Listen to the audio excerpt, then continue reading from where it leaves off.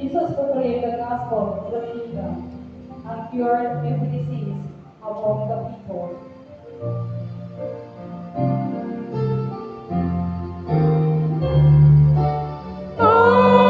Hallelujah,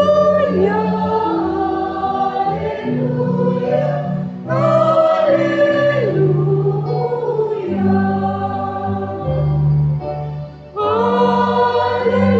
Hallelujah, hallelujah, hallelujah.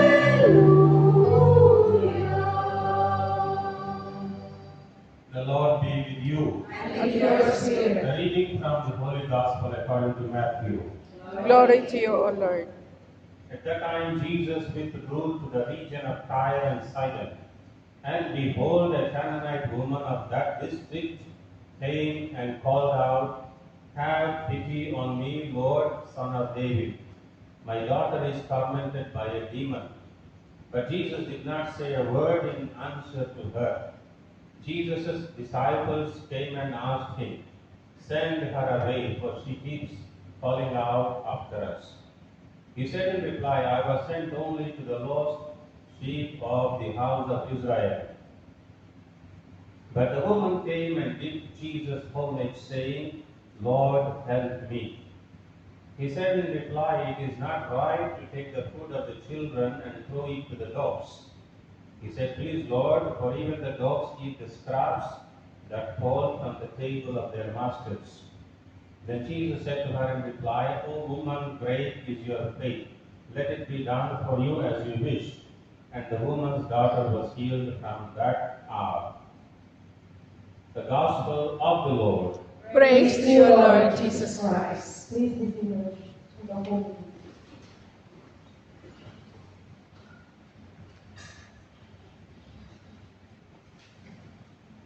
How are you? Today is supposed to be called Jay Francis, huh? So maybe he's busy, so he asked me. So I planned originally to have a mass in Tagalog, but I said, I will try next time, I said. I will try next time.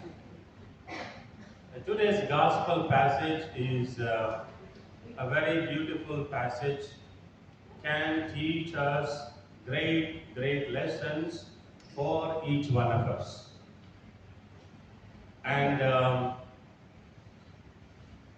this gospel is very beautiful because it talks about our own life. It is beautiful because it talks about our own pains.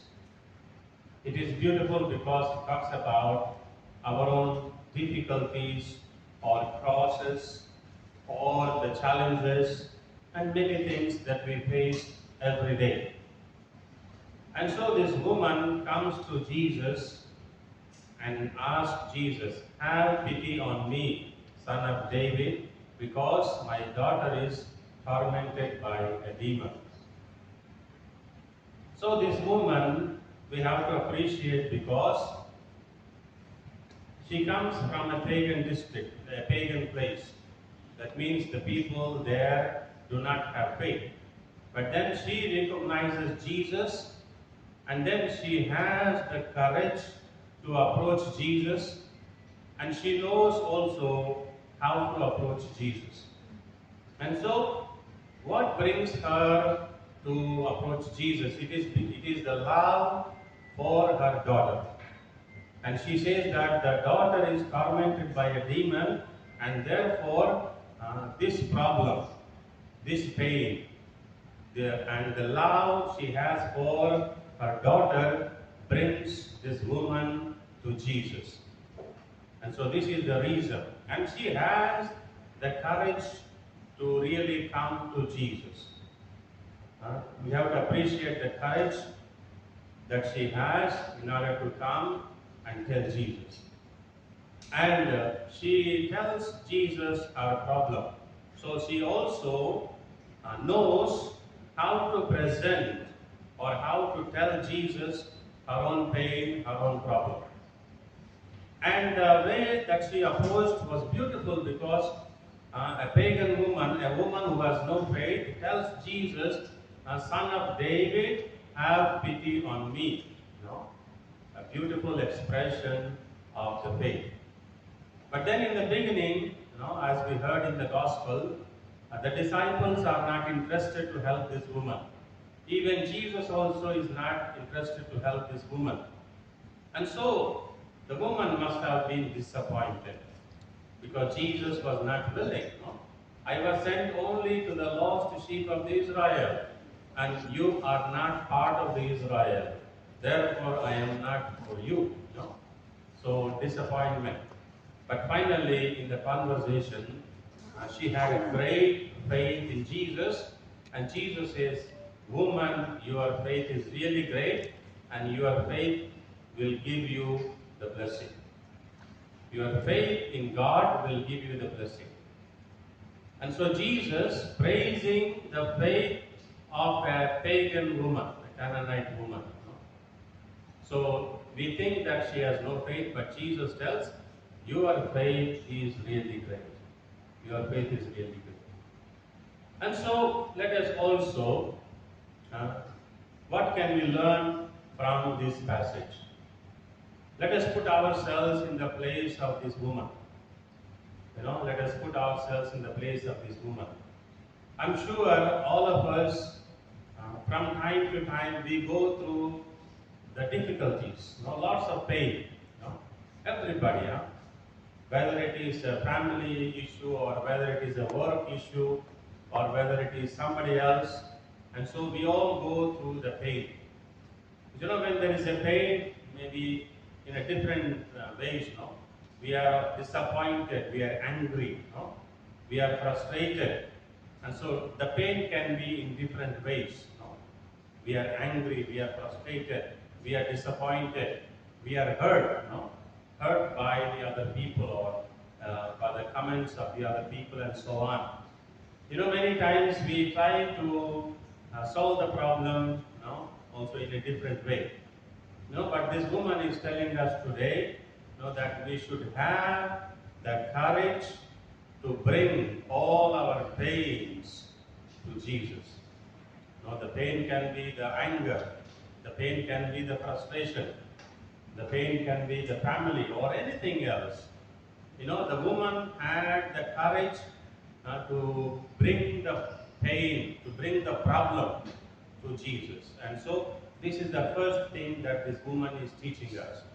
Bring everything and present to God.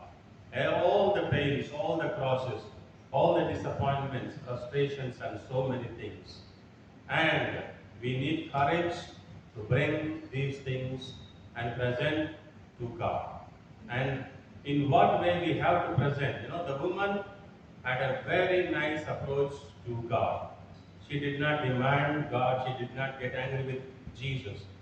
So let us also in our prayer life, whatever the pain may be, whatever the cross may be, whatever the difficulty may be, we should learn the good way to put our pains in front of God. The good approach, like this woman, to put our pains in front of God. So first of all, we should have the courage. We should have the courage to bring these things and present to God. And secondly, we should have the right attitude, the right approach to bring our pains to God. Because many times when we are disappointed, we are angry with the Lord, and we want the immediate results. But then this woman also is teaching that, in the beginning, when she came to Jesus, the disciples want to send her away. And Jesus looks like he was not interested to help. And so this woman had to face lots of disappointments. She had to face lots of disappointments. She comes with lots of hope. She comes with lots of love. But then these people are discouraging. These people want to send her away. In our lives also, the same thing can happen. We will be disappointed. We will be disappointed. When we are disappointed, our anger becomes more and more. Our frustrations become more and more. When we are disappointed. Because we want to get the immediate answer from God. We want to get the immediate solution from God. We want to get the immediate result from God. This is what happens, and we are disappointed. When we are disappointed, the problem increases. So therefore, do not be disappointed. This woman is teaching us.